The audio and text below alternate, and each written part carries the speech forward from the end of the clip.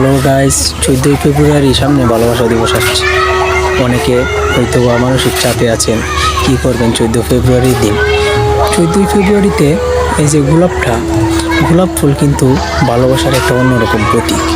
কিন্তু এই গোলাপের আপনারা উপকারের সম্বন্ধে অনেক কিছু জেনেছেন, কিন্তু এই গোলাপের পাপড়ি দিয়ে যে চা করে খাওয়া যায় কিংবা কফি করে খাওয়া যায় যে, সেটা হয়তো আপনারা জানেন না।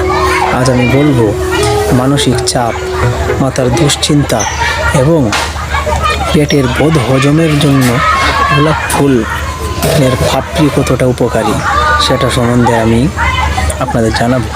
গোলাপের পাপড়ি আপনারা যদি বাসায় খেতে চান, গোলাপের পাপড়ি নানান ধরনের অনেক কিছু সরঞ্জাম মিশিয়ে খাওয়া যায়, কিন্তু বাসায় যদি আপনারা খেতে চান গোলাপের পাপড়ি, তাহলে হালকা কিছু গরম পানি দিয়ে একটি কাপে নিয়ে তারপর গোলাপের পাপড়ি কাপে দিয়ে দিবেন, দিয়ে কিছুক্ষণ রেখে তারপর ঘুরে আসার পর পাপড়িগুলো ফেলে দিয়ে করে খেয়ে ফেললেন অনেকটা উপকার হবে, মানসিক চাপ দূর।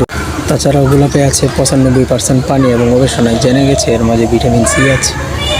ওকে, থ্যাংক ইউ।